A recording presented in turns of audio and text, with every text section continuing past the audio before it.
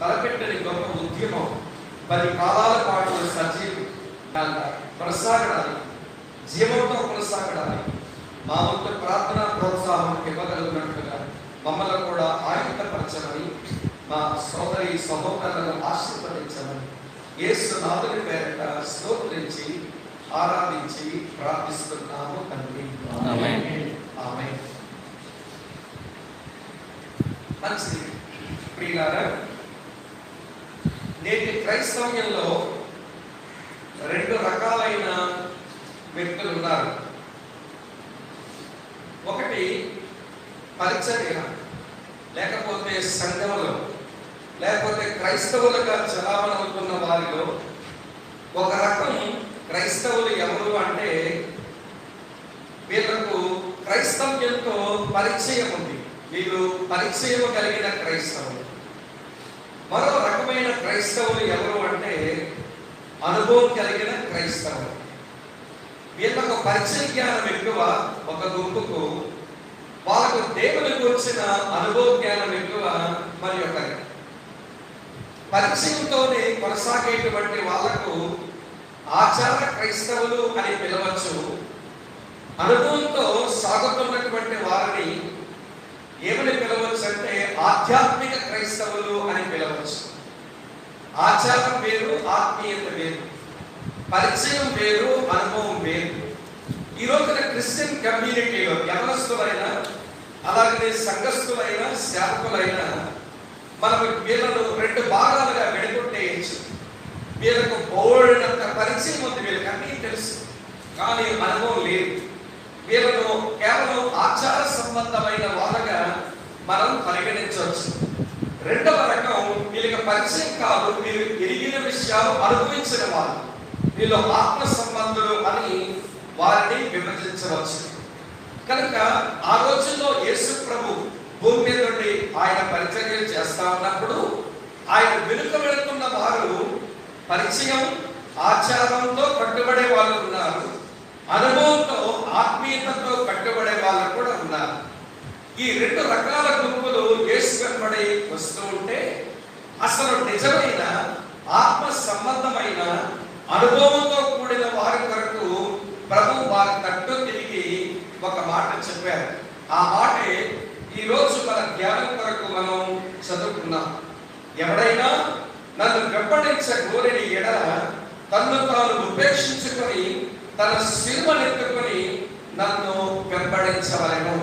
పరిచయం, ఆచారం కింద ఉన్న వాళ్ళు పేరుకే క్రైస్తవులు, అలాగనే అనుభవం, ఆత్మీయత ఉన్న వారు మీరంటే ఆత్మ సంబంధులైన వీరు క్రైస్తవులు. ఇక్కడ ఒక విషయం మీతో చెప్పాలని ఆశిస్తూ ఉన్నాను. క్రైస్తవులు అనే లేబుల్ ఉంది. ఈ లేబుల్ లేకపోతే ఈ బిరుదు, ఈ టైటిల్ దేవుడు మనకి ఇచ్చాడంటారా? ఇంతగా మీరు ఇక్కడ ఉన్నామంటారా? చెప్పండి. క్రైస్తవులు అనేటువంటి టైటిల్, ఈ బిరుదు దేవుడు మనకి ఇచ్చాడంటారా? చెప్పండి. దేవుడు ఇచ్చాడా మనకి బిరుదు? ఇది దేవుడు మనకి ఇచ్చిన బిరుదు కాదు. వినండి ప్రియులారా, వినండి. లోకం ఆనాటి వినండి ప్రభువుని వెంబడిస్తున్న వారిని ఎగటాళి చేయడానికి ఇచ్చిన బిరుదు క్రైస్తవులు అనే బిరుదు. మనకేమి మాయిదా రోగమో కానీ లోకం అవమానించే పేరులోనే ఆనందిస్తున్నాం. కానీ దేవుడు మనకి ఇచ్చిన బిరుదేంటో తెలుసా? డిసైపుల్స్, శిష్యులు. అది ప్రభు మనకి ఇచ్చిన బిరుదు. ప్రభు మనకి ఇచ్చిన బిరుదు శిష్యులు, లోకం మనకి ఇచ్చిన బిరుదు క్రైస్తవులు. ఒక మాట మీకు చెప్పాలి, అసలు యేసుక్రీస్తు ప్రభుకి లోకంలో కావలసింది క్రైస్తవుల, శిష్యులా? చెప్పండి. శిష్యులు. ప్రభు పోతా పోతా నా కొరకు కొంతమంది క్రైస్తవులను తయారు చేయండి, మతపరులను తయారు చేయండి, పరిచయ జ్ఞానంలో తయారు చేయండి అని ప్రభు చెప్పాల. ఆయన పోతా పోతా అన్నాడు, మీరు శిష్యులను తయారు చేయండి, నేను ఏ ఏ సంగతులు మీకు ఆజ్ఞాపించానో అవన్నీ వారికి నేర్పించండి, మీరు బైబిల్ని వారికి నేర్పించండి అని శిష్యులను తయారు చేయమన్నాడు. ప్రభువుకు కావలసింది క్రైస్తవులు కాదు, ఆచారం చేసే వాళ్ళు కాదు, అన్ని విషయాలు మాకు తెలుసులే అని పరిచయం చెప్పే వాళ్ళు కాదు. యేసు ప్రభు కావలసింది వినండి, శిష్యులు, ఆత్మ సంబంధులు, అనుభవ జ్ఞానంలోనికి వచ్చి వచ్చేవారు. ప్రియమైన తమ్ముళ్ళు వినండి, ఫాలో క్రైస్ట్ ఫెలోషిప్ అని మీరు పేరు పెట్టుకున్నారే, మరి క్రీస్తును వెంబడించే ఒక సహవాసంగా మీరు పేరు కలిగి ఉన్నారే, మరి ప్రభువుగా కావలసింది మీరే. ఈ విషయాన్ని మీరు అర్థం చేసుకోవాలి. కనుక ప్రభు కోరుకుంటున్నది డిసైపుల్స్, ప్రభు కోరుకుంటున్నది ఆత్మ సంబంధులై వారిని, ప్రభు కోరుకుంటున్నది అనుభవజ్ఞానం కిందకు వచ్చే వారిని. అంతేగాని ఈ రోజున క్రైస్తవ సమాజంలో అన్ని విషయాలు మాకు పరిచయమే, మేము క్రైస్తవులను బిరుదు మాకుంది, మేము మతాచారాలు చాలా చేస్తాము అనుకునే వాళ్ళు ప్రభువుకు కావలసిన వాళ్ళ కాదు. కనుక ప్రభుని ఎవరిని వెంబడించి శిష్యులుగా ఉండే వాళ్ళే ప్రభువుకు కావాలి.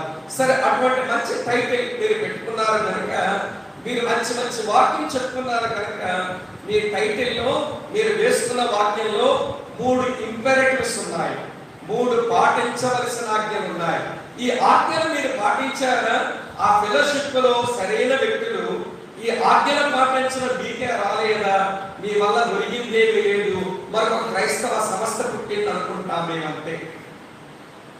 వింటున్నారు? బోర్డని పుట్టాయి చెప్పరే, పేరుతో పాటు కలిగించబడి ఎన్ని పుట్టలేదండి ఈ దేశంలో, వారసేవలు ఎన్ని పుట్టలేదు, పుట్టాయి ఊడే. కనుక ఊడేది కాకూడదు, పుట్టింది అని కొన్ని కాలాల పాటు నిలవాలంటే ఆరంభంలో ఉన్న మీరు పెట్టిన మీ వచనంలో 3 ఇంపెరేటివ్స్, 3 ఆజ్ఞలు ఉన్నాయి. ఈ ఆజ్ఞలకు మీరు కట్టుబడితే మీరండి ఇది 10 కాలాల పాటు నిలుస్తుంది. అనేక మంది యవనస్తులు బాధపడతారు, అనేకులు చెప్తారు, మా ఏమండి ఆ ఫాలో క్రైస్ట్ ఫెలోషిప్ లో అలానా అనుండేవాడండి, అతని జీవితం నా మీద ప్రభావితం చెందిందండి, పలానా అట్లుండేదండి, ఆమె జీవితం నా మీద ఇంపాక్ట్ చూపించిందండి, మా జీవితాలు ఈరోజు బాగుండాలి గల కారణం ఫాలో క్రైస్ట్ ఫెలోషిప్, అదేనండి మాకు దీవెన తెచ్చి పెట్టిందని ప్రతి సంఘంలో అంతర్వేది పరిసర ప్రాంతాల్లో అనేక మంది యవనస్తులు లేవాలనంటే ఈ 3 ఇంపెరేటివ్స్, 3 ఆజ్ఞలు ముందు మీ జీవితంలోకి రావాలి. అలాగని మీకు ఒక్కరిగా వర్తమానం ఇస్తున్నాం అనుకోకండి, సేవకులమైన మా జీవితంలో కూడా ఈ 3 ఆజ్ఞల ముందు మార్పు రావాలి. సరే, ఇప్పుడు ఆ వివరాలు 3 ఆజ్ఞలు ఏదో చెప్తారు. మొదటి ఆజ్ఞ యేసు ప్రభు చెప్పారు ఇట్లా, మత్తయి సువార్త 16వ అధ్యాయం 24వ వచనంలో ఈ మాట చదువుతున్నాను చూడండి. తన్ను తాను ఉపేక్షించుకొని deny yourself అన్నారు. నిన్ను ఉపేక్షించుకోవాలి. ఏంటి ఉపేక్షించుకోవడం అంటే అర్థం? వినండి ప్రియులారా, వినండి, క్రీస్తును వెంబడించే సావాసంగా మీరు అనేకులకు దీవెనకరంగా మారాలి అంటే ముందు మీరు పాటించవలసిన ఆజ్ఞ అదేమిటో తెలుసా? మిమ్మల్ని మీరు ఉపేక్షించుకోవాలి. ఉపేక్షించుకోవడం అంటే ఏంటో నేను చెప్పే ముందు అసలు మనుషులకున్న పాడు నైజం ఏంటో చెప్తాను వినండి. మనకున్న పాడు నైజం ఏంటో చెప్తాను. మొదటి మాట వినండి. మనకున్న వినండి, అమ్మ నాన్న పట్టణంచి పుట్టి కలుషితమైన సమాజంలో పెరిగిన మనకున్న పాడు నైజం ఏంటంటే సెల్ఫ్ సెంటర్డ్ లైఫ్, స్వయం కేంద్రీకృతమైన జీవితం. ఈ మాట మీరు గమనించాలి. స్వయం కేంద్రీకృతమైన జీవితంలో జీవించే వాడికి సెల్ఫ్ డిజైర్స్ ఉంటాయి, వీళ్ళకు సెల్ఫ్ ఎజెండాలు ఉంటాయి. సెల్ఫ్ డిజైర్స్ ఉంటాయి, సెల్ఫ్ ఎజెండాలు ఉంటాయి. ఈ మాట గమనించాలి. అంటే ఇలా చెప్తాను వినండి, ఆ వ్యక్తికి సొంత ఆశ ఉంటాయి, ఆ వ్యక్తికి సొంత ఆశయాలు ఉంటాయి. దానికి చచ్చిపోవడమే తన్ను తాను ఉపేక్షించుకోవడం. సెల్ఫ్ ఎజెండా, సెల్ఫ్ డిజైర్స్ వినండి, దానికి చచ్చిపోవడమే వినండి ఏమంటే సెల్ఫ్ డినయల్ లైఫ్, అనగా తన్ను తాను ఉపేక్షించుకోవడం. తమ్ముళ్ళు చెప్తాను వినండి, ఈ రోజున మనకున్న కల్చర్ ఏంటో తెలుసా? మనం ఎంత సెల్ఫీ పీపులమో చెప్పడానికి నిదర్శనం ఏంటో తెలుసా? పక్కన నిలబడండి, తప్పని కొడతాడు. ఏంటమ్మా ఇది? సెల్ఫీ. అన్న మీతో ఒక సెల్ఫీ, అక్క మీతో సెల్ఫీ, ఒరే ఫ్రెండ్ మీతో సెల్ఫీ. ఎన్నిసార్లు సెల్ఫీ నొక్కుంటే ఎలుగుబెట్టి మొక్కవాడు సన్నదాం అవుతావు చెప్తున్నాను. డబ్బా నొక్కేసుకుంటాడు. ఎందుకంటే ఆ రోజుల్లో ఫోటో తీయించుకుంటా తీయించుకోవాలి, ఎంత వాళ్ళు ఫోటో స్టూడియోకి వెళ్ళాలి, ఫోటో తీపించుకోవాలి, నెగిటివ్ కడిగించుకోవాలి, వాడికి డబ్బులు ఇవ్వాలి, అది తెచ్చుకోవాలి, ఆల్బమ్ లో పెట్టుకోవాలి, లేకపోతే ఒక చక్కని ఫ్రేమ్ లో కట్టించుకోవాలి, బోల్డ్ అంత డబ్బు. కాబట్టి అమ్మో ఫోటో అంటేనే భయం. అసలు 10th క్లాస్ ఎగ్జామినేషన్ ఫోటో తీసుకోవడానికే డబ్బులు లేని రోజులు అవి. ఈ రోజున నీ సెల్ ఫోన్ లో నొక్కుకోవడానికి ఎన్ని నొక్కుంటే ఏమి డబ్బు ఖర్చు అవుతుంది? ఎన్నన్నా నొక్కుంటావు, ఎలుగుబట్టి మొక్కవాడు నొక్కుకో, ఎన్నిసార్లు నొక్కుకున్నా నువ్వే చందమామ అవుతావా? ఇక వల్ల కాడా నీ బాధమకు అలాగే ఉంటుంది. కానీ విషయం ఏంటో తెలుసా, ఎన్నిసార్లు ఫోటో తీసుకున్నావని కాదు, నిన్ను చూసుకోవాలి, నన్ను నువ్వు కనపరుచుకోవాలి, నీ ఐడెంటిటీ ఉండాలనేటువంటి సెల్ఫ్ నీ దగ్గర. అదే సెల్ఫ్ సెంటర్డ్ లైఫ్, స్వయం కేంద్రీకృతమైన జీవితం. మనల్ని మనం ఉపేక్షించుకోవడం అంటే స్వయం కేంద్రీకృతమైన జీవితం నుంచి దైవ కేంద్రీకృతమైన జీవితానికి ట్రాన్స్ఫర్ అయిపోవాలి. ఫాలో క్రైస్ట్ ఫెలోషిప్ అంటే మీనింగ్ అది. మరి ఎందుకు పెట్టారో కానీ, ఏ తమ్ముడు పెట్టాడో కానీ అదిరిపోయిందండి టైటిల్. అమ్మ వింటున్నారా? ఫాలో క్రైస్ట్ ఫెలోషిప్ అంటే మాకు స్వయం కేంద్రీకృతమైన జీవితాలు కాదండి, మాకు దైవ కేంద్రీకృతమైన జీవితం.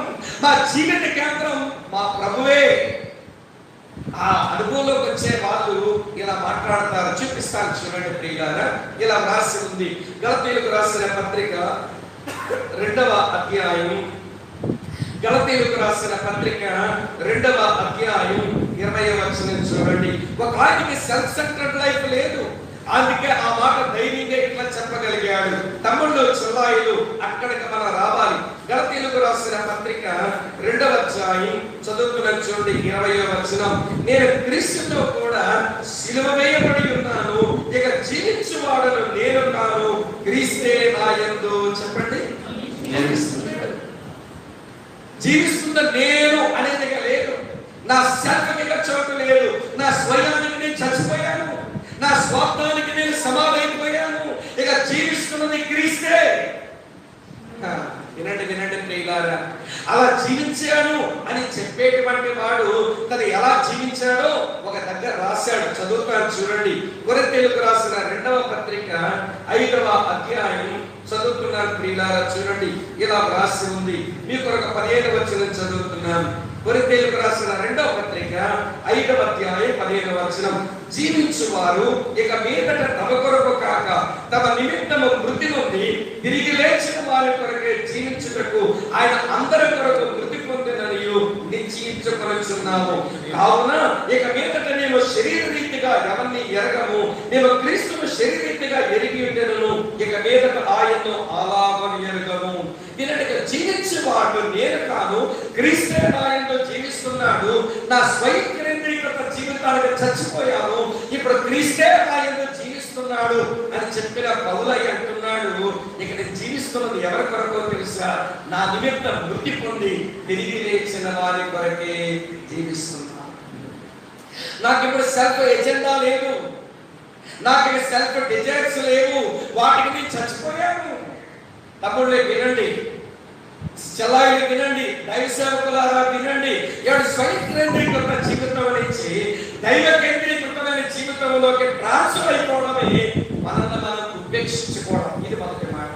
నెంబర్ 2, రెండో సంగతి చెప్తాను వినండి. మనల్ని మనం ఉపేక్షించుకోవడం అని అంటే వినండి, మనందరికీ సెల్ఫ్ విల్ అనేది ఉంటుంది, స్వచ్ఛత్వం అనేది ఉంటుంది కదా. వినండి, అసలు క్రైస్తవ్యం అంటేనే స్వచ్ఛత్వానికి చచ్చిపోయి మనల్ని మనం ఉపేక్షించుకోవడం. వినండి, సాధారణంగా యవనస్తుల భాషలో ఈ పదం బాగా కనబడతా ఉంటుంది. కానీ నాన్న ఏంటట్లా తయారవుతున్నావు నువ్వు, నీ తయారవడం నాకు నచ్చడం లేదురా అన్నావు అనుకోండి, నా ఇష్టం అని. ఏమి ఇష్టం? నా ఇష్టం. ఈ మధ్య యవనస్తులకు ఏమొచ్చిందో కానీ మన తమ్ముళ్ళు అలా కనబడడం లేదు. కానీ మా విశాఖపట్నం, మా శ్రీకాకుళం, మా చర్చలకు వచ్చి చూడండి, వీళ్ళకి ఏం మారిదా రోగం వచ్చిందో కానీ అమ్మ వేసుకున్న ప్యాంట్లో ఇక్కడ ఒక అన్నం అక్కడ ఒక అన్నం, అదే మొదగాడు ఫ్యాషన్ తిరిగి. మా రోజుల్లో చిరిగిపోయిన నిక్కరేసుకుని వస్తే మాస్టర్ అందులో వేలు పెట్టేలా లాగేసి పోస్ట్ ఆఫీస్ ప్యాంట్ వేసుకొచ్చే దుమాన్లోడా మంచి నిక్కరేసుకుంటారా ఇంటికి పంపించేవాళ్ళు. ఇప్పుడు ఫ్యాషన్ ఏంటో తెలుసా? చిరిగిపోయిన ప్యాంట్లే ఫ్యాషన్. చిల్లాలు అక్కడే అనుకోకుండా దండ పెడతా నీకు. ఈ ఆడవాళ్ళకే మాయిదారు రోగం వచ్చిందో కానీ ఈ జబ్బలు చిరిగిపోతున్నాయి ఈ మధ్యన.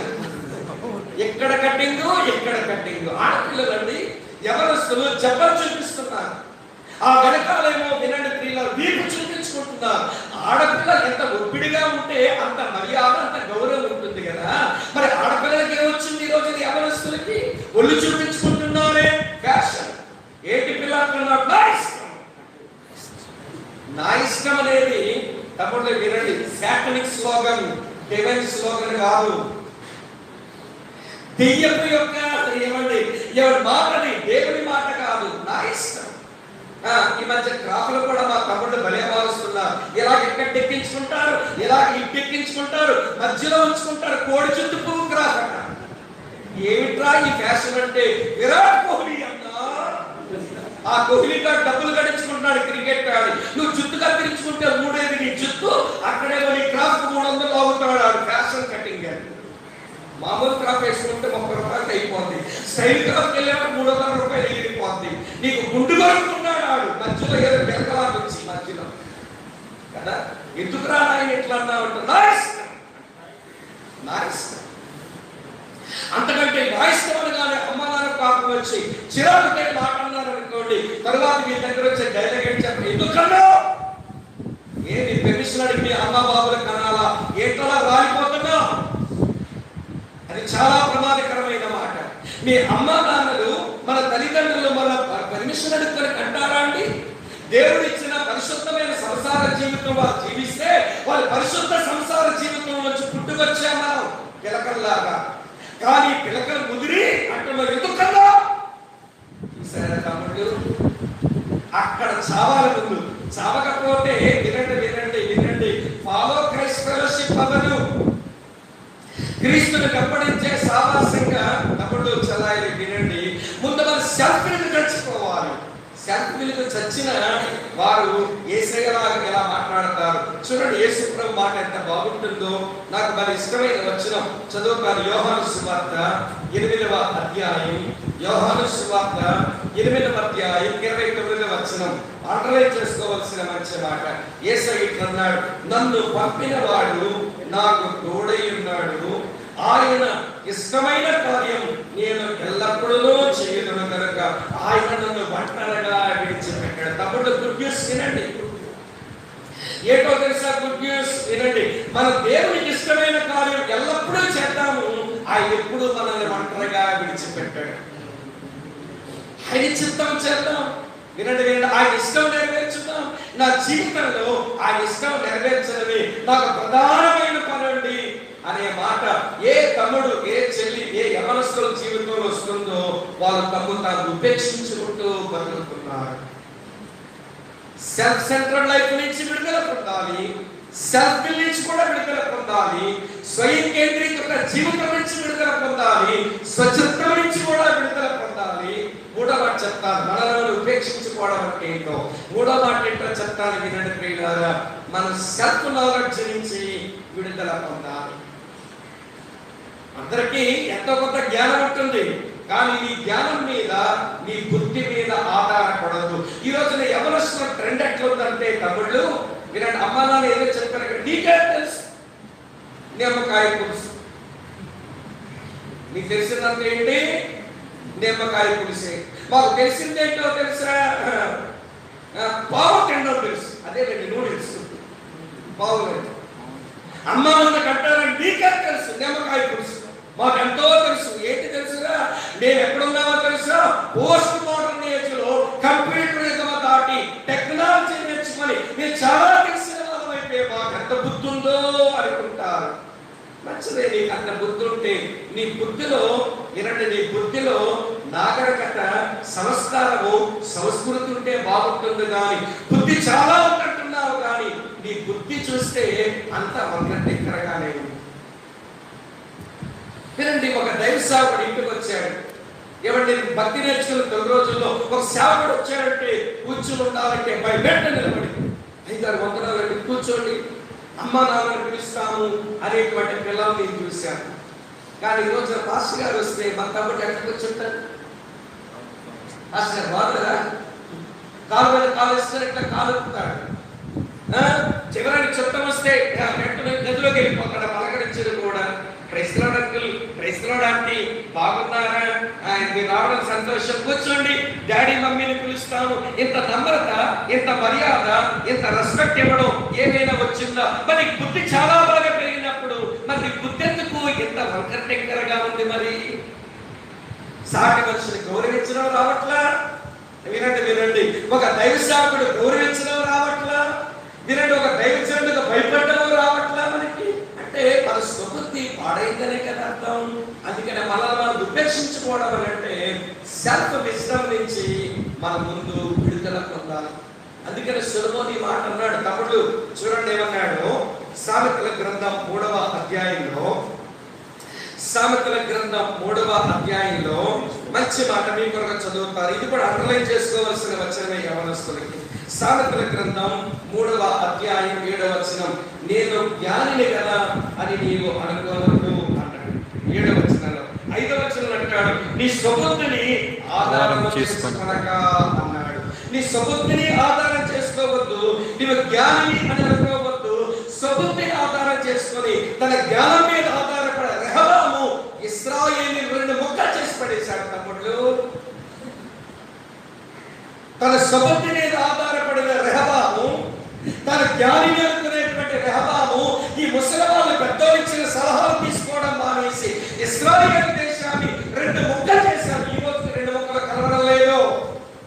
ఆ రోజు ఒక యవనస్తుడు చేసిన పొరపాటు, ఇశ్రాయేలు దేశం 2 ముక్కలు కాగా ఇశ్రాయేలు యూదులు ఈ రోజు కలవని పెద్ద శత్రువులు అయిపోయారు. తమ్ముళ్ళు, don't depend on your self wisdom.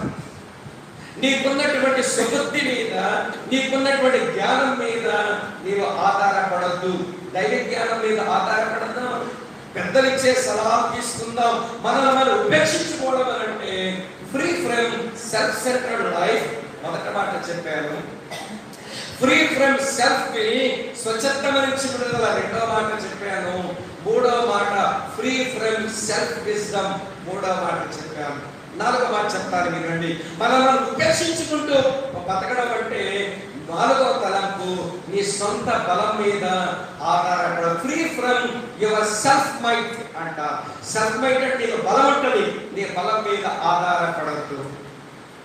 సాధారణంగా యవనస్తులకి కొంచెం కండ పడుతుంటది కదా మనకి. కండ పట్టడం అంటే తెలుసా? తింటున్న భోజనం, తర్వాత చేస్తున్నటువంటి జిమ్ ఎక్సర్సైజులు, కొంచెం కండ పట్టగానే చూస్తావా నా కండ అని ఇది కండ కావడం ఎక్కువైపోతుంది. కొంతమంది యవనస్తులకి ఇది బాగా ఎక్కువ ఉంటుంది, కండ కావడం అంటావు దీన్ని. నేను కూడా ఇవాళ స్పోర్ట్స్ మ్యాన్ని, నాకు కూడా తెలుసు. మనకు కండ పెరుగుతుంటే అంత రాగా అయితే అంత ఒలిరి పట్టుతాం నిలుస్తుంటాడు. ఏదో కుదురు నిలబడదా, దానికి ఏం ఆగిన రోగం వచ్చింది, ఎక్సర్సైజ్ కలుగుతుందండి బాడీ. మనకి కనబడాలి అందరికి ఏంటి? 6 ప్యాక్. ఈ 6 ప్యాక్ మట్టిలో పోతరాని 6 ప్యాక్ కనబడా సోడా 6 ప్యాక్ ఎంతో కండలు తిప్పుతాడు, ఒళ్ళు ఇస్తాడు. నీకు ఎంత కండ ఉన్న విషయం చెప్పేదా? ఎవరికో కంటే డెంగ్యూ తాగుడుతుంది, దొంగ చచ్చేవాడు. నీకు ఎందుకు రాలిపోతున్నావు? నేను చంపడానికి డెంగ్యూ తాగొచ్చాలి తమ్ముళ్ళు, మరి చంపేయడానికి డెంగ్యూ తాగొచ్చాలి, దొంగ తెచ్చిపోతావు. మరి కండందరితో రాలిపోకూడదట. కండ బలాన్ని నమ్ముకుంటే మనం సిగ్గుపడవలసి వస్తుంది. నేను ఎరుగుతానండి. నా క్లోజ్ ఫ్రెండ్ స్పోర్ట్స్ లో, నేను ఆంధ్ర యూనివర్సిటీకి టేబుల్ టెన్నిస్ ఆడతాను. నా కాళ్ళు లేడీ కాళ్ళ లాగా మూమెంట్ అవుతాయి, అంత స్పీడ్ మూమెంట్ ఉంటాయి నా కాళ్ళకు. అందుకే టేబుల్ టెన్నిస్ యూనివర్సిటీకి ఆడారు 3 సంవత్సరాలు. యూనివర్సిటీ బ్లాజర్ వాడుకుని నా పార్ట్నర్ ఉండేవాడు, వాడు కూడా చాలా బాగా ఆడతాడు. కానీ వాడుకున్న బలహీనత ఏంటో చెప్పన, డిగ్రీ చదువుతున్న కాలంలోనే గర్ల్స్ తో ఫ్రెండ్షిప్లు. నేను యేసు ప్రభువుని నమ్మి మా ఊరు విడిచిపెట్టి ఇంట్లో వాళ్ళు గెంటేస్తే నేను విజయనగరం వచ్చేసరికి గర్వంగా వాడిలో చెప్పాడు, నా ఖాతాలో నెంబర్ ఎంత పడిందో చెప్పనా అన్నాడు. ఏంట్రా నెంబర్ అంటే 18. డిగ్రీ ఫైనల్ ఇయర్ 18 మంది ఆడపిల్లలతో నీకు అక్రమ సంబంధమా? 18 అని చెప్పాడు. నేను అన్నాను, నాగేష్ ఇది నీకు చాలా ప్రమాదం అని నీ సువార్త జరిగితే నువ్వు మఠంలోకి పోయావురా, నువ్వేదో వైరాగ్యం మాట్లాడుతున్న లైఫ్ ఎంజాయ్ చేయాలరా అన్నాడు. 18 ఈవెన్ పెళ్ళైన ఆడవాళ్ళు లెక్క కూడా ఉంటాడు దగ్గర. ఆంటీలతో సంబంధం అండి వీడికి, పెళ్ళైన ఆడవాళ్ళతో సంబంధం అండి. ఆ సిగ్గుమాల ఆడవాళ్ళు, అలాగే సిగ్గు లేదో పనికి వాళ్ళ ఆడవాళ్ళు, వగలమార ఆడవాళ్ళు. వినండి, ఈ జీవితాన్ని కూరదోశారు.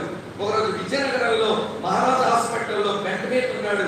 వాళ్ళ అన్నయ్య వచ్చి అంటాడు, ఒరే మా నగేష్ బాగులేదురా, ఒక్కసారి చూడరా అంటే హాస్పిటల్కి వెళ్ళి చూసేసరికి వినండి, నేను పోల్చుతూ ఉంగరాల జుట్టు ఎగిరిపోయింది, మంచి మంచి ఫిజిక్ అంతా ఎగిరిపోయింది. అందుకన్నా నీ 6 ప్యాక్ వల్లకాట్లో పోతానే మాట. అందుకన్నాను ఇవన్నీ మంచాన్ని కట్టుకొని ఉన్నాడు. నేనేమో ఎక్కడున్నాక మా నగేష్ తిరుగుతుంటూ పోల్చుకోలేకపోయాను అని పిలుస్తున్నాడు. నన్ను స్వరం ఎక్కడుందో లేదు. చర్మం అంతా ఎముకలు కంటేసింది. ముడుచులు మాత్రమే కనబడుతున్నాయి, వెంట్రుకలన్నీ ఊడిపోయాయి. వినండి, రాకూడని రోగం వచ్చిందంటే వీడికి మంచం పట్టాడు. నేను చూసి ఒరే నగేష్ ఏంటి ఎట్లా అయిపోయావంటే వాడి నోట్లోంచి వచ్చిన మొదటి మాట ఏంటో తెలుసా? ఒరే నాకు రాకూడని రోగం వచ్చేసిందిరా, నేను చచ్చిపోతానట, నా దగ్గర కూడా రావడం లేదురా, నువ్వు వచ్చావు అన్నాడు. మీ అన్నయ్య చెప్పాడా వచ్చేది అన్నా. నేను నా దగ్గరికి ఎవడో రావడం లేదురా, నా చెప్పట్టేస్తుందట, నేను చచ్చిపోతానట. తమ్ముళ్ళు వినండి, నా కండ ఉంది, నా గుంట్లో బలం ఉంది, దీంట్లో కోరికలు రేగుతున్నాయి, లైఫ్ ఎంజాయ్ చేస్తాను అనుకుంటే నేను ఉపేక్షించుకోవడం నీకు రాలేదని అర్థం. నేను డినై యువర్ సెల్ఫ్ అంటే free from your self mind. నీకు సొంత బలం నుంచి ముందు బయటికి రా, ఉపేక్షించుకుంటావు. అప్పుడు క్రీస్తును వెంబడించి శిష్యుడు అవుతావు, అనేకులు అలా తయారు చేస్తావు. అప్పుడు చెప్పగలవా ఫెలోషిప్ పేరేంటో తెలుసా? Follow Christ fellowship. క్రీస్తుని వెంబడించు సహవాసం మారండి, నేను డిసైపుల్స్ అండి అని చెప్పగలవు. 10 మందికి ఇది ఆశీర్వాదకరంగా ఉండగలవు. ఇంకొక మాట చెప్తాను. 4 మాటలు చెప్పారుగా. Free from self centred life, free from self will, free from self wisdom, free from self mind. 5వ మాట ఏంటో చెప్పనా? Free from self glory. సొంత గొప్పల నుంచి విడుదల పొందు. సాధారణంగా క్రిస్టియన్ కమ్యూనిటీలో ఇది మన తప్పు మీ తప్పని అనగాలి, మీ ముందు తరం ఉన్నామే మా తప్పు అని అనాలి. ఈ రోజున సేవకులు మేమే సొంత గొప్పలకు పోతుంటే మరి మీకేం వస్తుంది? సొంత గొప్పలకు పోయే మనసు వస్తుంది. ఈ రోజున ఎవడైనా మెచ్చుకోవాలి, ఎవడైనా అభినందించాలి, ఎవడైనా పొగడాలి. అసలు మనం ఎలా తయారయ్యామంటే క్రిస్టియన్ కమ్యూనిటీలో పొగడ్తలకు పడిపోయే రకాల. మా ఒరిస్సా ఒక మాట అంటారు బోర్డర్లో, ఆంధ్ర వాళ్ళ మీద ఎగతాలు చేస్తూ అంటారు. ఆంధ్ర వాళ్ళ గురించి ఎగతాళి చెప్పే మాట ఏంటో తెలుసా? ఎక్కడున్నారా లేదన్నా, ఇవాడి కూరకేమో తాలింపు కావాలట, బట్టలేమో జాడింపు కావాలట, తెలుగులకేమో పుగుడింపు కావాలట. కూరకు తాలింపు, బట్టకి జాడింపు, తెలుగులకి పొగిడింపు. ఎవడైనా పొగుడుతుంటే ఎంత కురిసిపోతుంటాడు. అయ్యో నాకెందుకురా బాబా పొగిడింపు, నాకు అవసరం లేదురా బాబు అనుకో. Self glory, seeking self glory, అది క్రైస్తవ్యానికి పట్టిన జబ్బు. ఈరోజు యవనస్తులకు అదే ప్రాబ్లం. మీరండి, ఇప్పుడు మీరంతా టీమ్గా ఉన్నారు, ఇందులో ఒక తమ్ముడు వచ్చి నడిపించాడు అనుకోండి, ఆడే కనబడాలందరికీ ఏమి చేయలేమా పని అంటే సెల్ఫ్ గ్లోరీని కోరుకున్నాడు మొదలెట్టేస్తాడు, అక్కడ గెలుపుతాడు పక్కోడు. ఆడే మరొకటి గెలుతాడు, ఆడేగా ప్రతిసారి నడిపించడం, ఆడే పాట పాడగలడా, ఆడే వాక్యం చెప్పగలడా, వాడే సువార్త చేయగలడా, మన టీంలో మనం గొప్పలం కాదా అని పరపచ్చాలు సైతానుడు తెస్తాడు. నేను అనుకుంటాను, యవనస్తులు నేను ఎప్పుడు కనబడకూడదు, నేను ఎప్పుడు గుర్తించబడకూడదు, నన్ను ఎవరు మెచ్చకూడదు, కానీ నేను అందరికి ఉపయోగపడి సేవ చేయాలనుకుంటే ఎంతో మందికి ఆశీర్వాదకరం అవుతాను. యేసయ్య అదే మనసు ఉంటే చూపిస్తాను. చూడండి, యేసయ్య మనసు చూపిస్తాను. యేసయ్య ఎప్పుడు సొంత గొప్పల కొరకు వెళ్ళేవాడు కాదు, మెప్పులు కోరుకునేవాడు కాదు. యోహాను సువార్త 8:50 చూడండి, నేను నా మహిమను వెతుకుటలేదు. I never sought for my self glory. నా సొంత మహిమను వెతికేవాడిని కాదు, నేను నా సొంత మహిమను వెతికేవాడిని కాదు. నా గొప్పొద్దు, నా గుర్తింపొద్దు. నేను ఒక అనుభవం చెప్తాను ప్రియులారా, ఒక విచారంతో చెప్తాను, సిగ్గుతో చెప్తున్నాను ఈ మాట. శ్రీకాకుళం జిల్లా నర్సన్నపేట అనే ఊర్లో స్టూడెంట్స్ మధ్య జరిగే పరిచర్యలో నన్ను నడిపించాడని చెప్పారు ఒక ఆయన. వినండి వినండి, మేమంతా కలిసి బైబిల్ స్టడీ పెట్టి హిందువులని మేము ఒక 200-300 మంది కూర్చోబెట్టి వాక్యం చెప్పించేవాళ్ళం. చాలా మంది ప్రభువుని నమ్ముతున్నారు, సేవ బాగా జరుగుతుంది. మమ్మల్ని నడిపించేందుకు ఒక అక్క మీ ప్రాంతానికి చెందిన ఆమె పేరు జ్యోతి ఫెడ్రిక్, వాళ్ళ నాన్నగారి పేరు ఫెడ్రిక్ గారు, కాలకొలకు చెందిన ఆయనే. ఏమండి, మంచి లోకల్ చర్చ్ మెంబర్, మా ప్రాంతానికి వచ్చేసారని సర్వేరుగా పనిచేస్తారు. వాళ్ళ అమ్మాయి వినండి ప్రియులారా, ఎంకామ్ PhD చేసింది. ఎంకామ్ తర్వాత కామర్స్ లెక్చరర్, ఇప్పుడు మా డిగ్రీ కాలేజ్ ప్రిన్సిపాల్ మా అక్క. ఆవిడేమో తమ్ముడు బైబిల్ స్టడీ తీసుకోవడానికి అన్నొచ్చాడరా, మీరు కొంచెం టిఫిన్ తిండి అని నన్ను ప్రభువులో నడిపించేవాడే ఆ కుర్రోడికే చెప్పేవాడు. నన్ను తమ్ముడు స్వామి ప్రే చేసి బైబిల్ స్టడీ ప్రారంభించండి, పాడమండి అని నాకు కలిసి వాడికి టిఫిన్ తెమ్మంటే మా వాడు ఏం చేసేవాడు తెలుసా, నేనేమో టిఫిన్ తేడానిక, నా వెనకాల ప్రభువులోకి వచ్చినవాడు స్వామి ఏమో ప్రార్థన చేసి పాట పాడడానిక. ఆడితో మొదలైందండి పొరపచ్చం. బిడ్డలు చెప్పన, విద్యార్థుల మధ్య చెప్పని 100 మంది మారే ఒక అద్భుతమైన మూమెంట్ ఈరోజు మనలో లేదండి. ఆ రోజు వచ్చిన గొప్పలకు, ఆ రోజు వచ్చిన గుర్తింపులకు వచ్చిన గొడవల వలన మొక్కలైపోయారని ఏడుస్తుంట. ఈరోజు చర్చలు కూడా అలాగే ఏడుస్తున్నాయి. గొప్పల కొరకు, గుర్తింపుల కొరకు కొట్లాడుకునేటువంటి వాళ్ళ మధ్య ప్రేమ లేక, ఐకమత్యం లేక, సమాధానం లేక, సేవ లేక అలాగే కొట్లాడుతున్నారు సంఘాల్లో. సంఘాల పరిస్థితి ఎవరి తమ్ముళ్ళు, ఇది మీకు గుణపాఠం కావాలి. నన్ను ఉపేక్షించుకొని బతుకుతాను, సొంతమైన నాకు అక్కర్లేదు, నా సొంత బలం మీద ఆధారపడను, నా సొంత జ్ఞానాన్ని ఆధారం చేసుకోను, నా స్వచ్ఛతను నేను చెయ్యను. తర్వాత నేను నా జీవితంలో స్వయం కేంద్రీకృత జీవితాన్ని నేను జీవించను. దేవుని కేంద్రీకృతమైన జీవితం, దేవుని చిత్తము చేయడం, దేవుని మీద ఆధారపడ్డం, దేవుని బలం మీద ఆధారపడ్డం, చివరికి నా జీవితంలో దేవుని మహిమ కొరకు బ్రతకడం, అది నేర్చుకుంటాను అనేదే మన మాట అయితే మొదటి ఆజ్ఞ నెరవేర్చిన వారు అవుతారు. ఆజ్ఞ పేరు తన్ను తాను ఉపేక్షించుట. ఇంకెంతో వివరించగలను కానీ సమయం లేదు కనుక ముగిస్తున్నాను. మనల్ని మనం ఉపేక్షించుకోవడం అంటే ఏమండి, స్వయం కేంద్రీకృత జీవితం నుంచి దైవ కేంద్రీకృత జీవితానికి వచ్చేయాలి. స్వచిత్తంలోంచి దేవుని చిత్తంలోకి రావాలి. స్వబుద్ధిలోంచి దైవ జ్ఞానం కిందకు వచ్చేయాలి. సొంత బలం నుంచి దైవ బలం కిందకు వచ్చేయాలి. సొంత మహిమ నుంచి దేవుని మహిమపరచాలి అనే జీవితంలోకి వచ్చేయాలి. అట్లా ఎప్పుడైతే వచ్చామో మనము వినండి, ఫాలో క్రైస్ట్ ఫెలోషిప్ అనే టైటిల్ కి 100% పనికొస్తాం. 100% పనికొస్తాం. ఇది మీరు సీరియస్ గా ఆలోచించాలి. ఎవరి తమ్ముళ్ళు మీరు బాగా మనసులో పెట్టండి ఈ మాట. సెకండ్ కమాండ్మెంట్, సెకండ్ ఇంపెరేటివ్, ఆ వచనంలో మీరు పెట్టుకున్న వచనాల్లో రెండవ ఆజ్ఞ ఏమిటి అంటే సిలువనెత్తుకోండి. క్యారీ యువర్ క్రాస్, మీ సిలువనెత్తుకోండి అన్నాడు. వినండి, సిలువ 3 అర్థాలు జ్ఞాపకం చేస్తాను వినండి. మొదటి సిలువ ఇది ఆకారపు సిలువ, గుడి మీద పెట్టాము, తర్వాత ఉంగరం మీద వేయించుకున్నాం, అవసరమైతే మెడలో గొలుసులో కూడా వేయించుకున్నాం. ఇది ఇమేజ్ క్రాస్, దీంట్లో ఏమి లేదు. కొంతమంది క్రైస్తవులు కూడా ఎరుగుదలు కరెంట్ ఆరిపోయింది వచ్చిందనుకోండి, వాళ్ళ ఉంగరం మీద ఉన్న సిలువలు అది ముద్దులు పెట్టేస్తున్నారు. అక్కడేదో బలర్సింది, ఒక మీటింగ్ లో బలి అరుస్తుంటే ఈ సిస్టర్ గారేమో పుస్తకాల మీద క్రాస్ ఉందట, అది తీసుకొని చుప్పు చుప్పు ముద్దులు పెట్టేస్తున్నారు. అందులో ఏముంది? అది ముఖ్య ఆకారపు సిలువే, దాంట్లో ఏమి లేదు. గుడి మీద పెట్టిన ఏమీ లేదు, ఒకరి మీద పెట్టిన దాంట్లో ఏమీ లేదు.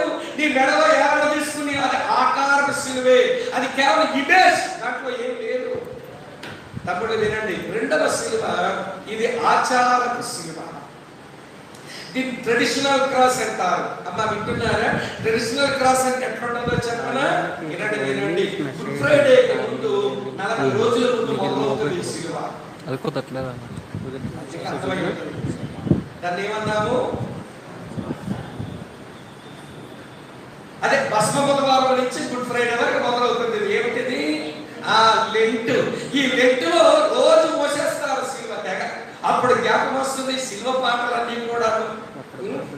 సిలువ చెక్క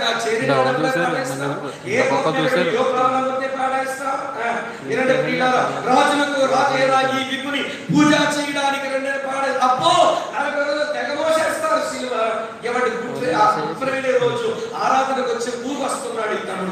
నాకు రోజు గట్టిగా అర్థం పట్టావు, ఏదరా తాగొచ్చినట్టున్నావు ఆరాధన కంటే. అయ్యగారు యేసయ్యని సిలువేశారు, దుఃఖమని తాగేశారు అయ్యగారు. ఆచారం సిలువ మోసినోడు అలాగే ఉంటాడు. ఒరే బాబు చేస్తే చేశావు, కానీ ఈ రోజు మళ్ళీ ఆదివారం రావద్దు, ఇట్లా రావద్దు అంటే ఆదివారం మరింత పోసరైపోయి వచ్చేసాడు మనోడు. ఏదో ఈరోజు ఎట్లా వచ్చామంటే యేసయ్య తిరిగి లేచే సంతోషం ఎక్కువయ్యాడు, గంటలు ఎక్కువ వేశారు.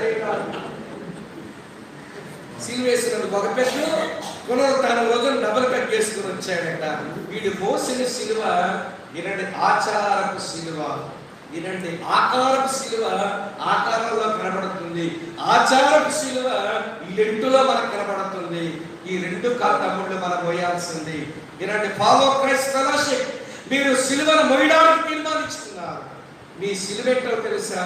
దాని పేరు స్పిరిచువల్ క్రాస్, ఆధ్యాత్మిక సిలువ. ఆధ్యాత్మిక సిలువ. దీనికి 3 అర్థాలు ఉన్నాయి, చెప్తాను వినండి. ఆత్మ సంబంధమైన సిలువకు మొదటి అర్థం ఏంటో తెలుసా? వినండి, సఫరింగ్, శ్రమ పడ్డ. వినండి, మీ దేవుని కొరకే ప్రాంతాల్లో పనిచేస్తాం, సువార్తను ప్రకటిస్తాం, పేదవాళ్ళను ఆదరిస్తాం, బైబిల్ స్టడీలు పెట్టుకుంటాం, సంఘాలకు వెళ్తాం, సేవ చేస్తాం అనుకుంటున్నారే. వినండి వినండి, శ్రమలు ఎదురవుతాయి. అవమానించిన వాళ్ళు ఉంటారు, ఎగతాళి చేసిన వాళ్ళు ఉంటారు, మేము బాధ పెట్టిన వాళ్ళు ఉంటారు. మీరేమనుకోవాలి తెలుసా? అసలు శ్రమ పడ్డమే భాగ్యం అనుకోవాలి. కానీ ఆ పాస్టర్ గారు ఈ మాట అనేసారు, ఆ పాల్గొనమ్మ ఈ మాట అనేసింది, ఈ సంఘ పెద్ద మమ్మల్ని బాధ పెట్టాడని మీరు పెట్టుకున్న ఉద్యమాన్ని ఆపితే మీరు లక్ష్యం లేని సహవాసం అవుతారు. మీరు శ్రమ పడ్డానికే ఈ ఫెలోషిప్ పెట్టుకున్నారని గుర్తించండి. అసలు క్రైస్తవుడుగా బతకడమే శ్రమకు బతకడం. స్వస్థతకు వచ్చినోడు క్రైస్తవుడు కాదు.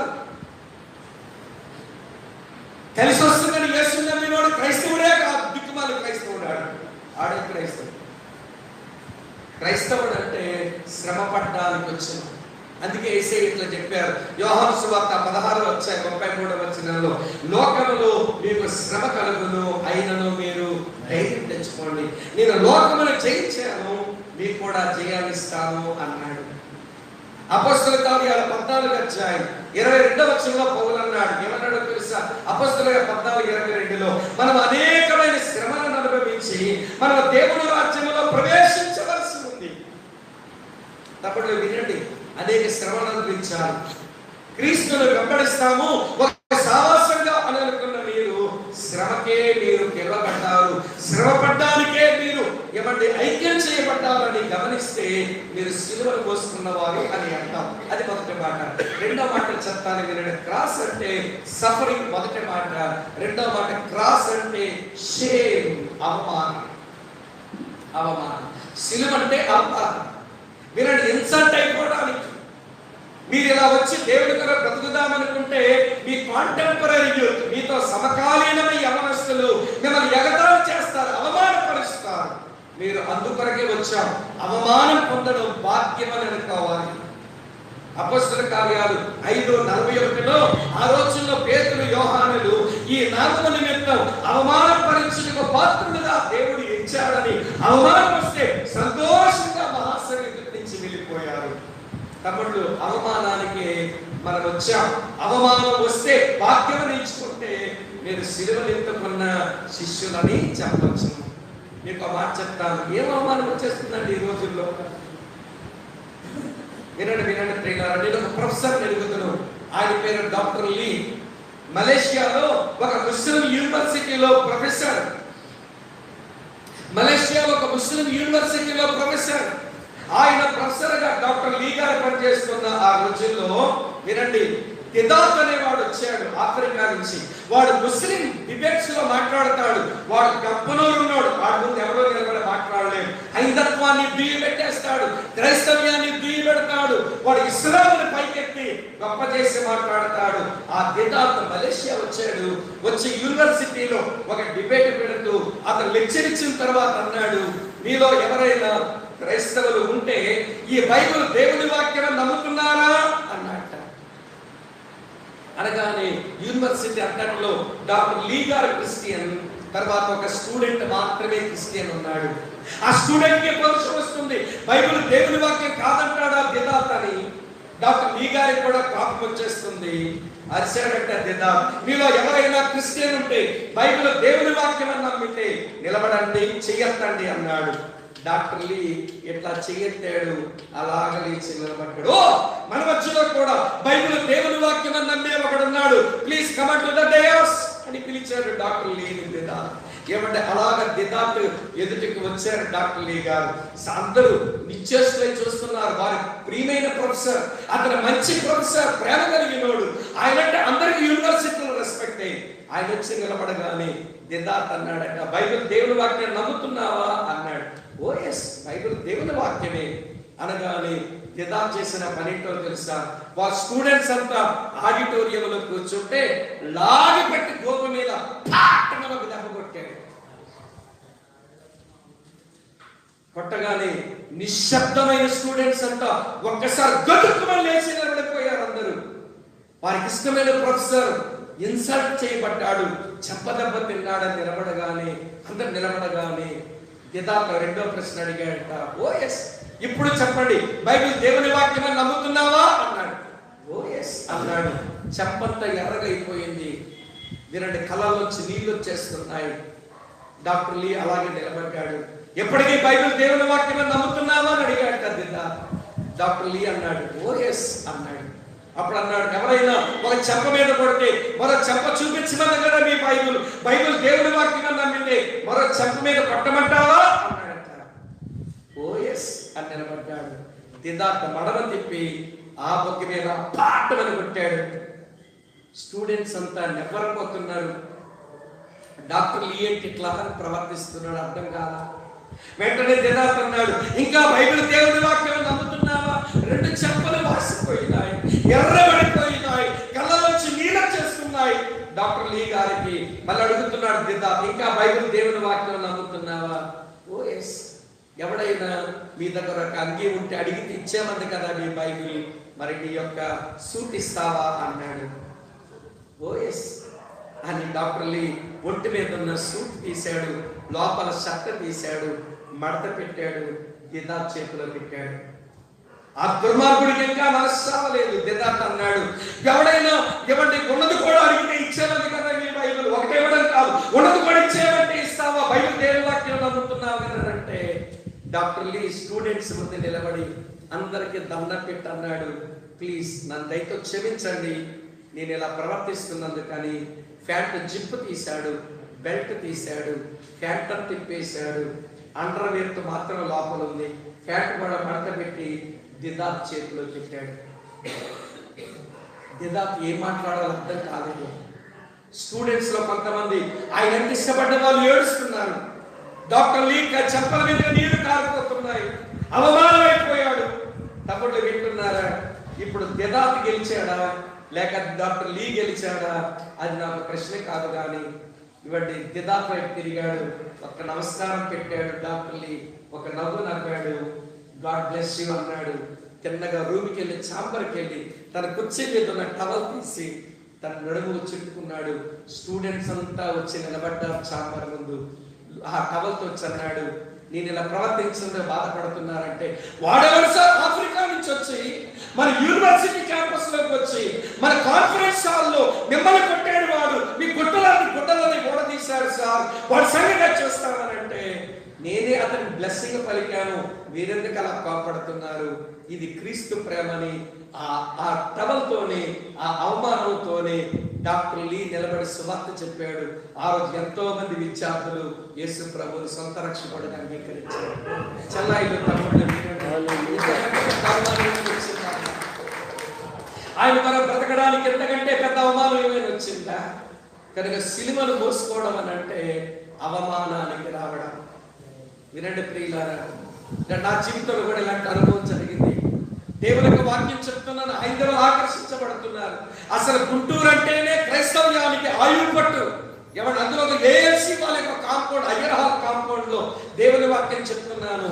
నా మా వాళ్ళు, మా ఆర్ఎస్ఎస్ వాళ్ళు గుంపు కూడా వచ్చి ఆ రోజు నా సంగతి చూద్దామని స్టేజ్ మీదకి వచ్చి కొట్టేశారు, భయంకరంగా కొట్టారు. ఆ రోజున వినండి ప్రియులారా, వాడు కొట్టిన దెబ్బకు కొద్ది నిమిషాలు నాకు ఏం కనబడదు. అసలు ఎక్కడున్నా అక్కడ చీకట్లు కమ్మేసినాయి నా కళ్ళకు. ఇవ్వండి, ఏఎల్సి క్రైస్తవులందరూ అంటున్నారు, గుంటూరు వాళ్ళు మన కాంపౌండ్లోకి వచ్చి, మన హయ్యర్ హాల్ క్యాంపస్ లోకి వచ్చి మన పిలుచుకున్న స్పీకర్లు కొడతారా వీళ్ళు సంఘం చూద్దామని మనలో కూడా లేచారు. వాళ్ళు కుటుంబం ఎలాగపోయారు కానీ రేపు నా సంఘం చూస్తానన్నారు. కానీ మనలో ఆపుకోవడం నాకు కష్టమైంది. కానీ ఒక విడ్డోలని చెప్పినట్టు కానీ ఆ అవమానం కొంతమంది రక్షణకు కారణమైంది. నాకు అది గొప్ప బహుమానం అని అనుకుంటాను. అలాంటి దెబ్బలు ఎన్నికన్నా మంచిది అనిపిస్తుంది. నాకు అలాంటి అవమానాలు వెళ్ళిపోతున్నా సంతోషం అనిపిస్తుంది. కనుక తమ్ముళ్ళు, సిలువను మోసుకోవడానికి మీరు తీర్మానించుకుంటున్నారు. సిలువ శ్రమ, సిలువ అవమానం. మూడవ మాట చెప్తారు. క్రాస్ అంటే మూడవ అర్థం చచ్చిపోవడం. Cross is nothing but death, చచ్చిపోవడం. తమ్ముళ్ళు వినండి, మేము సిలువనెత్తుకొని మేము వినండి శిష్యులమై మేము వినండి మంచి సావాసంగా అంతర్వేది పరిసర ప్రాంతాల్లో బ్రతుకుతామని మీరు అనుకుంటే మీరు చావడానికి ఈ ఫెలోషిప్ పెట్టుకున్నారు.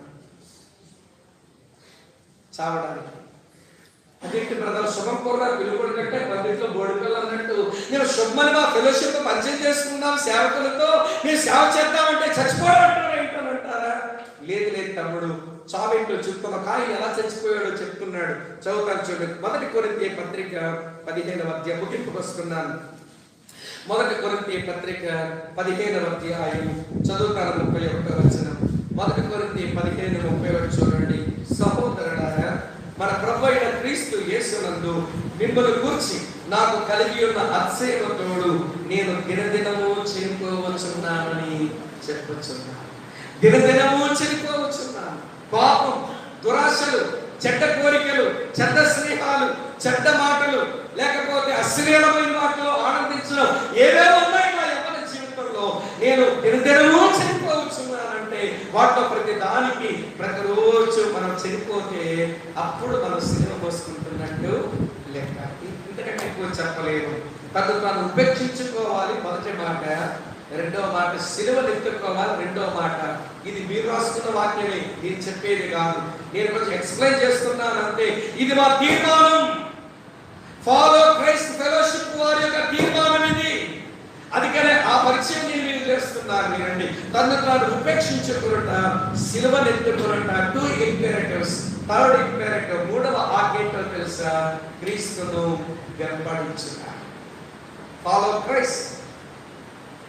నిన్ను ఉపేక్షించుకో.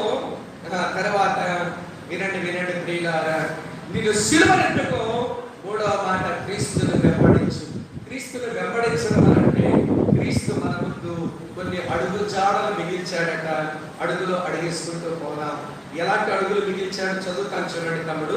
1 పేతురు 2వ అధ్యాయం 21వ వచనం ఇట్లా ఉంది. క్రీస్తు కూడా మీ కొరకు బాధపడి మీరు తన అడుగు జాడల యందు నడుచుకున్నట్లు, మీరు తన అడుగు జాడల యందు నడుచుకున్నట్లు నీకు మాదిరి ఉంచిపోయాడు. ఆయన ఒక మోడల్ వదిలేసి వెళ్ళిపోయాడు. ఆయన మాదిరిలో తమ్ముడు వింటున్నారా? ఆయన మాదిరిలో ప్రాముఖ్యమైనది, అతి ప్రాముఖ్యమైనది సాక్రిఫైస్, సమర్పణ. అంటే సమర్పణ. చాలా చెప్పొచ్చు అతని మోడల్లో, నాకు ఇప్పుడు టైం లేదు. కానీ వినండి, ఆయన మన ముందు మిగిల్చి వెళ్ళిన మాదిరి సమర్పించుకోవడం. పౌలు తిమోతికి అదే చెప్పాడు. ఏమని చెప్పాడో తెలుసా ప్రియులారా? 1 తిమోతి పత్రిక 2వ అధ్యాయం 5వ వచనాల్లో చూస్తే ఆయన తన్ను తానే సమర్పించుకున్నాడు. తన ఆత్మను తండ్రికి అప్పగించాడు. తన ప్రాణాన్ని విడిచిపెట్టాడు. తన శరీరంలో ప్రతి రక్తము బొట్టు కార్చాడు. తమ్ముళ్ళు చల్లారి వినండి, చివరిగా తన శరీరాన్ని కూడా అప్పగించుకున్నాడు. నీ రక్షణ కొరకు, నీ యొక్క నిత్యత్వం కొరకు, నీ జీవితం మార్పు కొరకు తను తాను సమర్పించుకున్నాడు. కనుక ఫాలో క్రైస్ట్ ఫెలోషిప్ వాళ్ళు మీరు క్రీస్తును వెంబడిస్తున్నారు అంటే నిన్ను నీవు సమర్పించుకోవాలి. నిన్ను నీవు సమర్పించుకోవాలి. ఫర్ హిస్ కాజ్, ఆయన సంకల్పము కొరకు, నీ ద్వారా ఆయన జరిగించుకోవాలనుకున్న ఆయన సంకల్పము కొరకు వినండి, నిన్ను అర్పించుకో. ఒక్క మాట ఆరంభంలో చెప్పిందే చెబుతున్నాను. ప్రొఫెసర్ ఈనక్ గారి ద్వారా విద్యార్థుల మధ్య ఆ మూమెంట్ ఆరంభమైతే ఆ మూమెంట్ లో పనిచేయడానికి ఒక యవనస్తుని పట్టుకున్నారు. ఆ యవనస్తుని పేరు జోసెఫ్ అభిషేకరన్. జోసెఫ్ అభిషేకరన్ స్టూడెంట్ లైఫ్ లో ఉన్నాడు. వినండి, విద్యార్థిగా ఉన్నాడు. ఆ వ్యక్తిని పట్టుకున్నారు. ఈ పరిచర్య ఆరంభంలో దొరికిన యవనస్తుడు. ఆ యవనస్తుడి యొక్క పనితో తెలుసా? ఏమండి, కాలేజీ క్యాంపస్ లో గ్రౌండ్ లో కూర్చొని ఏడ్చేవాడు, రూమ్ కు తిరిగి ప్రార్థన చేసేవాడు. స్టూడెంట్స్ కూర్చునే క్లాస్ రూమ్ కుర్చీ మీద కూర్చుని, దేవా ఈ కుర్చీలో కూర్చున్న నా తమ్ముడు నా అన్న యవనస్తుడు రక్షించదేమని కుర్చీలో కూర్చొని ప్రార్థించేవాడు. గ్రౌండ్ లో కూర్చొని ప్రార్థన చేసేవాడు. కనబడ్డవాడు సువార్త చెప్పేవాడు. సరిగ్గా తిండి తినేవాడు కాదు. ఉపవాసం ఉపవాసం ఉపవాసం, సువార్త చెప్పడం ఉపవాసం, సువార్త చెప్పడం ఉపవాసం ఉండడు. చాలా తక్కువ కాలానికే జోసెఫ్ అభిషేకరన్ చచ్చిపోయాడు. వినండి ప్రియులారా, కానీ చాలా మందిని ప్రభువులకు నడిపించాడు. ఆయన పేరు మీద పుస్తకం రాశారు, గోధుమ గింజ అనే పుస్తకం. గోధుమ గింజ భూమిలో పడి చావకపోతే అది ఒట్టిగానే ఉంటుంది. అది భూమిలో పడి చచ్చిపోతే అనేకమైనటువంటి ఫలాలు బయటకు ఇస్తుంది అనే అర్థం ఇచ్చే మాట జోసెఫ్ అభిషేకరణకి ఇచ్చారు. విద్యార్థి దశలో యవనస్తులుగా ఉపవాసాలుండి సువార్త చెప్పి తన దగ్గర ఉన్న డబ్బులు చాలా మంది స్టూడెంట్స్ అవసరాలకు తీర్చి అనేకులను రక్షించాడు. కానీ త్వరగా ప్రభు దగ్గరకు వెళ్ళిపోయాడు. క్రీస్తునందు ప్రియమైన తమ్ముళ్ళు వినండి, ఫాలో క్రైస్ట్ ఫెలోషిప్ లో క్రీస్తుని ఫాలో చేయడం అంటే నిన్ను నీవు సమర్పించుకోగలిగితే, సిలువను ఎత్తుకోగలిగితే, మిమ్మల్ని మీరు ఉపేక్షించుకోగలిగితే, ఫాలో క్రైస్ట్ ఫెలోషిప్ అంతర్వేది ఈ తీర ప్రాంతాలలో, ఈ సముద్ర తీర ప్రాంతంలో వినండి, ఇది ఒక దివ్యలాగా, ఇది ఒక దిక్సూచిలాగా, ఇది ఒక మంటలాగా అనేక సంఘాలకు ఆశీర్వాదకరంగా ఉంటుంది. కాకపోతే ఆరంభం నీ సమర్పణతోనే జరగాలి, నీ సమర్పణతోనే జరగాలి, మన సమర్పణతోనే జరగాలి. సమర్పించుకుందామా? అదే మన మాట అయితే దేవుడు వాడుకుంటాడు. సంఘాలు లేని గ్రామాలు ఉన్నాయి, సువార్త వినని ప్రజలంతో మంది ఉన్నారు.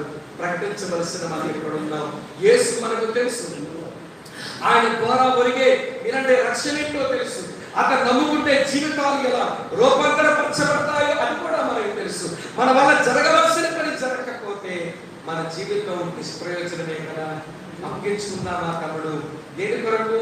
మనల్ని మనం ఉపేక్షించుకోవడం కొరకు, సిలువను ఎత్తుకోవడం కొరకు, ఆయనను వెంబడించడం కొరకు. వెంబడించడంలో ఆయన మాదిరిని అనుసరిద్దాం. సమర్పణలో, సిలువను ఎత్తుకోవడంలో శ్రమ, అవమానం, మరణానికి అప్పగించుకుందాము. మనం ఉపేక్షించుకోవడంలో దైవ కేంద్రీకృతమైన జీవితం జీవించడానికి, దేవుని చిత్తమే చేయడానికి, దేవుని జ్ఞానం మీద ఆధారపడడానికి, దైవ బలంతో బతకడానికి, దైవ మహిమ కొరకు జీవించడానికి మనం అప్పగించుకోగలిగితే ఆ వచనం మన జీవితంలో సార్థకమవుతుంది. వినండి ప్రియమైన తమ్ముళ్ళు, చెల్లాయిలు, సువార్త గ్రామాలు ఉన్నాయి, ఎవరి సంఘం లేని గ్రామాలు ఉన్నాయి. ఇగో ప్రకటించవలసిన వాళ్ళం మనం ఇక్కడ ఉన్నాం. మనకు దేవుడు ఎంతో ఇచ్చాడు, మంచి మందిరాలు ఇచ్చాడు, మంచి దైవజనులు ఇచ్చాడు. కోటాలు పెట్టుకుంటామంటే సహకరించే వాళ్ళను ఎక్కడెక్కడో మన కొరకు ఉంచి వాడుకుంటున్నాడు. ఏమంటే దుబాయ్ నుండి ఎందుకు పంపాలి మనకి డబ్బు? కువైట్ నుండి ఎందుకు పంపాలి డబ్బు? సౌదీ అరేబియా నుండి ఎందుకు పంపాలి డబ్బు? ఇస్రాయేల్ నుండి ఎందుకు డబ్బులు పంపాలి మనకంటే? డబ్బులు వినండి, మనం దేవుల్లో బలపడాలని వాళ్ళు కూడా వాళ్ళకి కలిగినది త్యాగాలు చేసి పంపిస్తున్నారు. మనం ఆ త్యాగాలలో భక్తి నేర్చుకుంటున్నాం, ఆ త్యాగాలతో బ్రతుకుతున్నాం. మీ అమ్మ నాన్నలు, మీ బంధువుల యొక్క సుఖాలు, సరదాలు, సౌఖ్యాలు అన్నీ త్యాగం చేసి ఎక్కడెక్కడో ఒంటరిగా బతుకుతున్నారు పాపం వాళ్ళు. వాళ్ళ త్యాగాల మీద బతికిన మనం ప్రభు కొరకు అప్పగించుకోకపోతే, ఆయన కొరకు బ్రతకపోతే మన జీవితమే నిష్ప్రయోజనం అని నేర్చుకున్నాం. రండి, కళ్ళు వచ్చినాం, కళ్ళు వస్తున్నాం,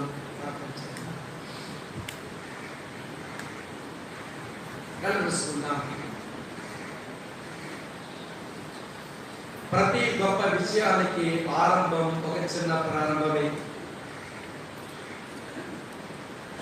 ఫాలో క్రైస్ట్ ఫెలోషిప్ ఇది ఒక చిన్న ప్రారంభం. దీని భవిష్యత్తులో ఎన్ని గొప్ప విషయాలు ఉన్నాయో.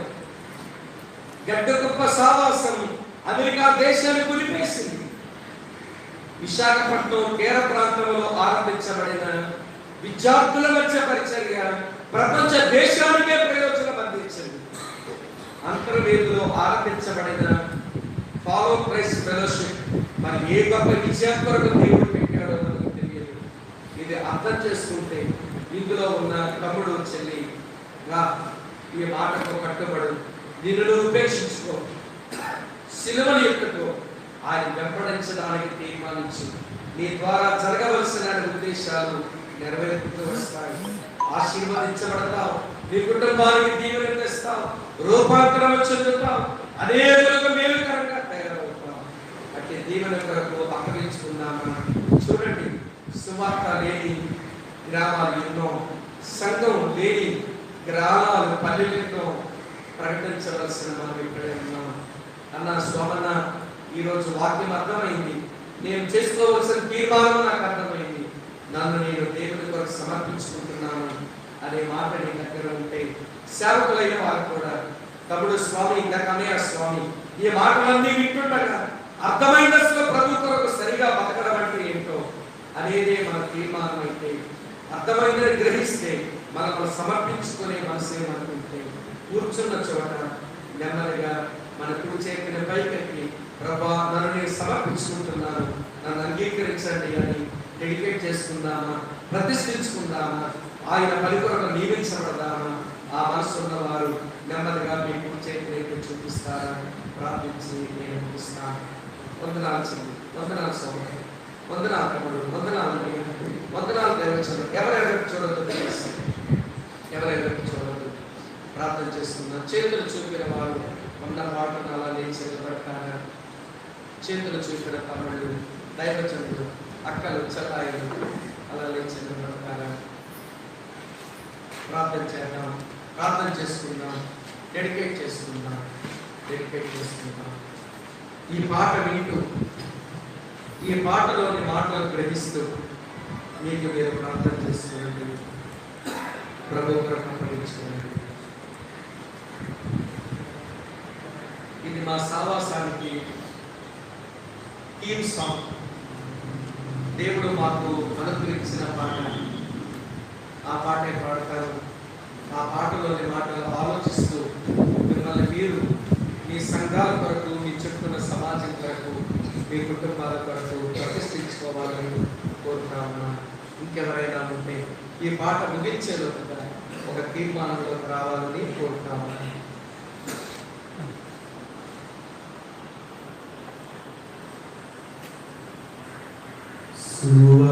సువార్తనందని ఊరు ఉండని కూడదు, సంఘము లేని గ్రామం అసలుండని కూడదు.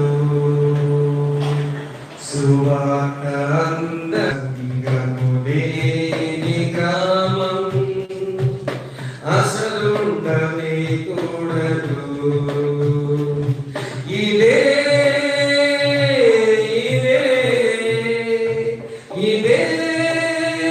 మా లక్ష్యం, ఇదే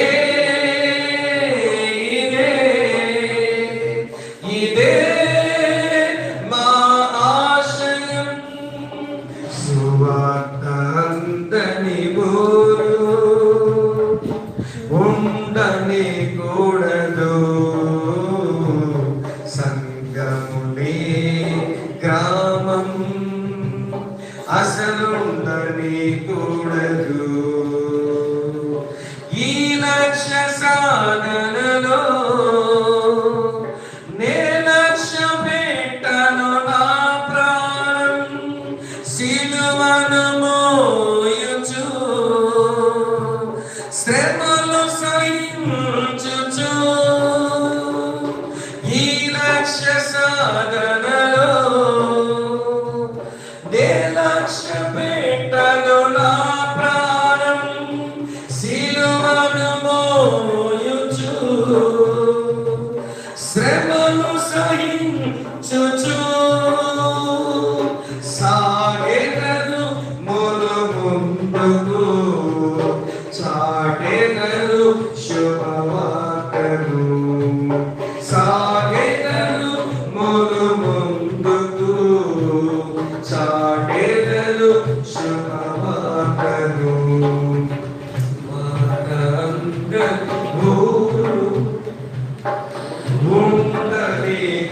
కూడదు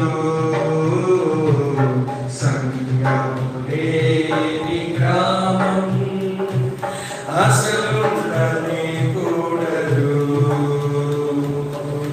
పస్తులైనా ఉంటారాని ప్రభుని సేవ విడువను నేను నిందలైనా మోసాగాని నీతినెప్పుడు విడువను నేను పస్తులైనా ఉంటారాని ప్రభుని సేవ విడువను నేను నిందలైనా మోసాగాని నీతినెప్పుడు విడువను నేను సాగెదను ముందుకు చాటెదను శుభవార్తలు సాగెదను ముందుకు చాటెదను శుభవార్తలు సువార్త అందని ఊరు ఉండని కూడదు సంగము లేని గ్రామం అసలుండని కూడదు ఇదే ఇదే ఇదే మా లక్ష్యం ఇదే ఇదే ఇదే మా ఆశయం ఇదే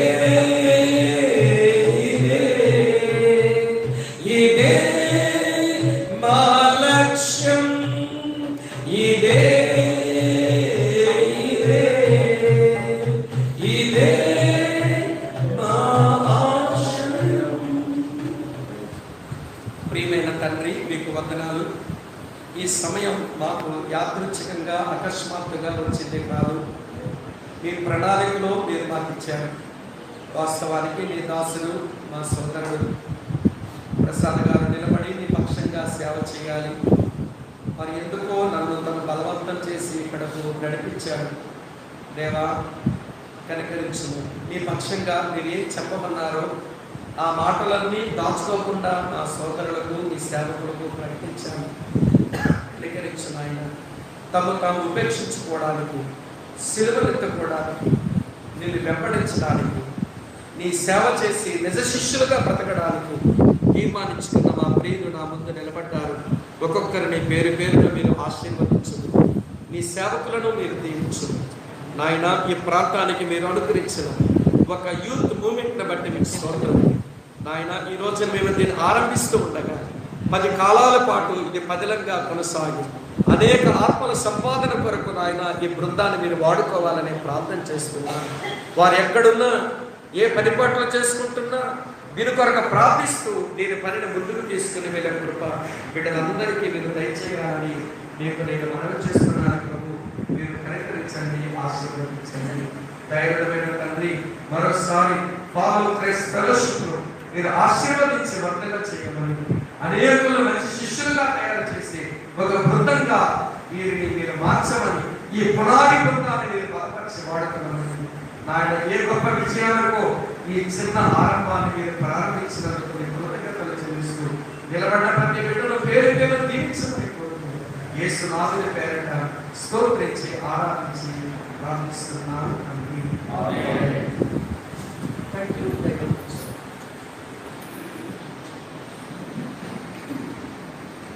దేవుని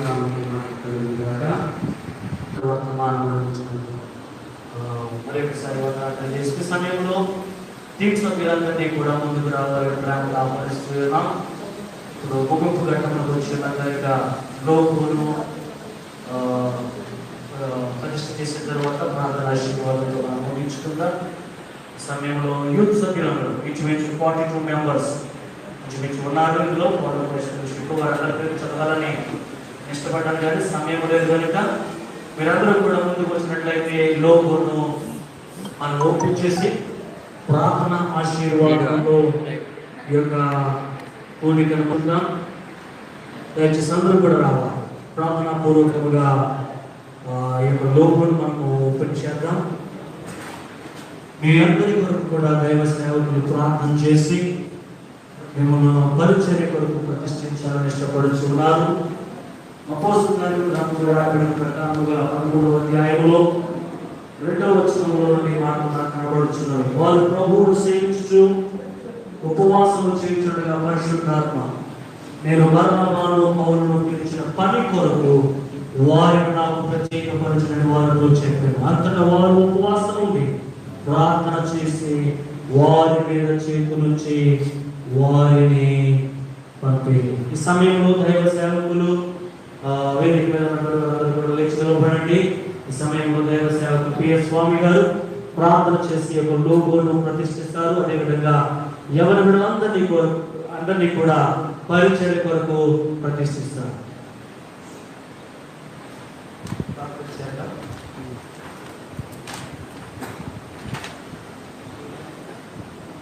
ప్రేమ స్వరూపుడమైన మా పరమ తండ్రి, మీకు కృతజ్ఞతలు చెల్లిస్తూ మీ ప్రియకుమారుడైన యేసుక్రీస్తునందు మీ సన్నిధిని మేము సమర్పిస్తున్నాము. ఈ భూమి మీద మీ ఉద్దేశాలు నెరవేర్చబడడానికి ఎక్కడ ఎప్పుడు ఎవరిని ఎలాగ లేపి వారిని రేపి మీరు వాడుకుంటారో మేము ఎరుకుంటేవా మీరు కనికరించి ఈ అంతర్వేది తీర ప్రాంతంలో ఈ నమ్మకమైన పరిచర్య జరుగు నిమిత్తం, అర్థవంతమైన క్రైస్తవ్యం లేపబడు నిమిత్తం మీరు లేపనెత్తుకున్న ఫాలో క్రైస్ట్ ఫెలోషిప్ను బట్టి మీకు స్తోత్రములు. దాంట్లో సభ్యులుగా ఉన్న మా సహోదరులందరి కొరకు ఆయన పేరు పేరు వరుసన నీకు ప్రార్థన చేస్తూ వస్తున్నాను. కనికరించిన ఆయన వారి కుటుంబాలను మీరు ఆశీర్వదించము, వారి పరిపాలనను మీరు ఆశీర్వదించము. వారి మాట ద్వారా, వారి క్రియల ద్వారా ఆయా సంఘాల్లో ఉంది వారు జరిగిస్తున్నటువంటి పని మీద మీ అభిషేకం నుంచి మంచి సత్ఫలితాలు ఇచ్చి ఈ ప్రాంతాల్లో ఒక అర్థవంతమైన మాదిరికరమైన పరిచర్య జరగడానికి కావలసిన కృపలను తెచ్చు. నా ఎదురు నిలబడిన ప్రతి తమ్ముని మీద మా చేతులు అది సాధారణ చేతులు కానీ ప్రభా మీ హస్తాలు వారి మీద మోపి మీ అభిషేకం వారి మీదకి రానివ్వండి నాయన. ఆ రోజున పౌలు బర్నబాలను అంత్యోక్య సంఘం ప్రార్థించి పంపించగా గొప్ప ఉద్యమం వారి ఇరుగుల వల్ల వచ్చింది నాయన. అలాగనే యెహోషువ మీద నాయన ఆ మోషే అలాగనే అహరోనులు చేతులుంచి సేవకు ప్రతిష్ఠించిన కారణం చేత ఒక గొప్ప సేవకుడుగా తన మారి ఎంతో ప్రయోజనాన్ని తెచ్చాడు. అలాగే మా తమ్ముళ్ళందరి కొరకు ప్రార్థిస్తూ వారి మీద మీ చేతులు ఎత్తి మీరు ఆశీర్వదించి బలపరచమని వారు మోకరించిన ప్రతిసారి వారి ప్రార్థనలకు జవాబులు ఇవ్వండి. నీ వాక్యంతో వారు నిలబడుతున్న ప్రతిసారి నీ గొప్ప ప్రభావంతో వాక్యం విడుదల చేయండి. నీ వాక్యం వాళ్ళు చదువుకుంటున్న ప్రతిసారి వారి మనోనేత్రాలు వెలిగించండి. వారి సాక్షి జీవితాలు, వారి ప్రార్థన జీవితాలు, నాయన వారి సమర్పణ జీవితాలు అనేకులు కట్టడానికి కావాల్సిన కృపను అనుగ్రహించమని నా ముందు నిలబడిన ప్రతి తమ్ముడిని పేరు పేరు వరుసన నీకు అప్పగిస్తున్నాను. ఆశీర్వదించు ఆయన, బలపరచు ఆయన. ఈ సమయంలోని సేవకులను మేమంతా ఈ మందిరంలో చేరి ఆయన ఫాలో క్రైస్ట్ ఫెలోషిప్ లో డెడికేట్ చేస్తున్నాము. ఈ గొప్ప పనిని మీరు ఆశీర్వదించి మీరు వర్ధలు చేయమని, మహిమ ఘనత ప్రభావాలు మీరు మాత్రమే పొందమని యేసు నాథుని పేరిట స్తోత్రించి ఆరాధించి ప్రార్థిస్తున్నాము తండ్రి. ఆమేన్. తండ్రి అయిన దేవుని యొక్క కుమారుడైన యేసుక్రీస్తు యొక్క పరిశుద్ధాత్మ దేవుని యొక్క నామంలో ఫాలో క్రైస్ట్ ఫెలోషిప్ ఈ చిన్న ఉద్యమం యొక్క లోగోను ప్రభు నామంలో ప్రతిష్ఠిస్తున్నాం.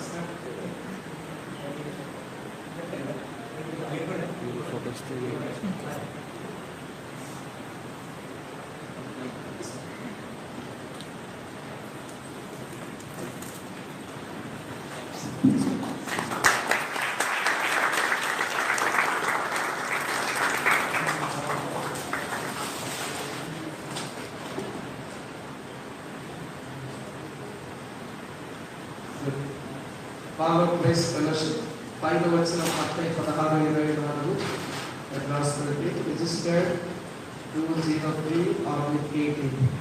ఈ సంవత్సరం రిజిస్ట్రేషన్ అయితే 203. కంగ్రాచులేషన్.